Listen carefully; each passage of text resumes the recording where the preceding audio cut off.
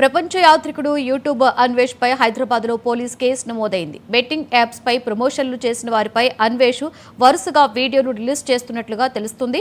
DGP metro MD NVS రెడ్డితో పాటుగా పలువురిపై సంచలన ఆరోపణలు చేశాడు. డీజీపీ మెట్రో ఎండీ 300 కోట్లు కొట్టేశారని తప్పుడు ప్రచారం చేస్తున్నాడని సైబరాబాద్ పోలీసులు కేసు నమోదు చేశారు.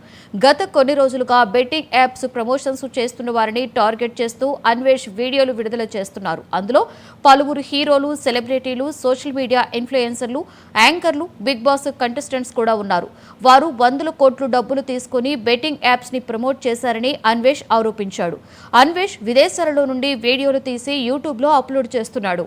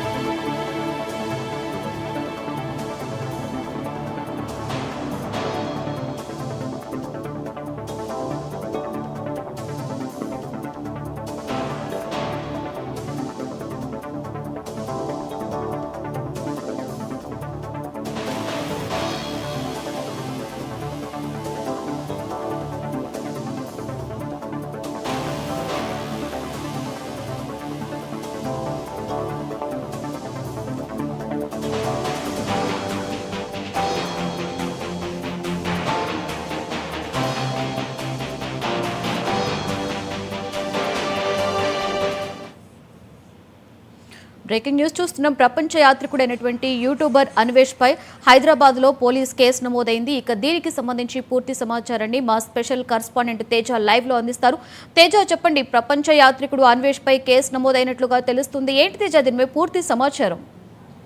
లక్ష్మి, మనం బ్రేకింగ్ న్యూస్ అయితే చూస్తున్నాము. ప్రపంచ యాత్రికుడిగా పేరొందినటువంటి యూట్యూబర్ అన్వేష్ పైన అయితే మాత్రం, అంటే అన్వేష్ చేసినటువంటి వ్యాఖ్యలపైన అయితే మాత్రం పోలీసులు చాలా సీరియస్గా తీసుకున్నారు. నిరాధారమైనటువంటి ఆరోపణలు ఏ విధంగా చేస్తారు అంటూ కూడా యూట్యూబర్ అన్వేష్ పైన అయితే మాత్రం పోలీసులు చాలా సీరియస్గా ఉన్నారన్నట్లుగానే చెప్పాలి. ఎందుకంటే మొత్తంగా సైబరాబాద్ పోలీసులు అయితే సుమోటోగా తీసుకొని ఈ అన్వేష్ వ్యాఖ్యలను సుమోటోగా తీసుకోవడంతో పాటు దీనిపైన కేసు కూడా నమోదు చేశారు. ప్రధానంగా చూస్తే ఇటు మెట్రో రైల్లో ఈ బెట్టింగ్ యాప్స్కి సంబంధించినటువంటి ప్రమోషన్స్ వ్యవహారంలో అధికారులు తీవ్రంగా డబ్బులు దోచేశారు, 300 కోట్ల వరకు కూడా నొక్కేశారు అంటూ కూడా చాలా తీవ్ర స్థాయిలోనే ఇటు అధికారుల పైన యూట్యూబర్ అన్వేష్ అయితే మాత్రం చాలా తీవ్ర వ్యాఖ్యలు, సంచలన వ్యాఖ్యలు చేసినటువంటి పరిస్థితి ఉంది. ఎందుకంటే మాజీ సీఎస్ శాంతకుమారి హస్తం ఇందులో ఉంది. అదేవిధంగా డీజీపీ జితేందర్ కూడా దీంట్లో ఉన్నారు.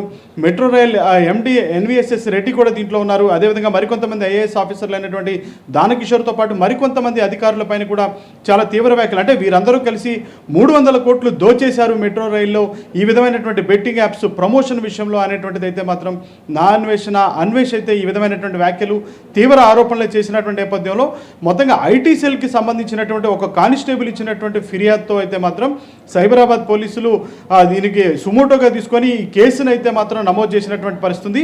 అదేవిధంగా బెట్టింగ్ యాప్స్కి సంబంధించినటువంటి ఎవరైతే కొంతమంది ప్రముఖమైనటువంటి యాంకర్లు ఉన్నారు, వారితో పాటు మరికొంతమంది ప్రముఖులు ఉన్నారు, సినీ యాక్టర్లు కూడా ఉన్నటువంటి పరిస్థితి, కొంతమంది యూట్యూబర్లు కూడా ఉన్నారు. వారందరినీ కూడా తప్పించేటువంటి ప్రయత్నం ఇప్పటికే రేవంత్ రెడ్డి సీరియస్గా తీసుకున్నారు.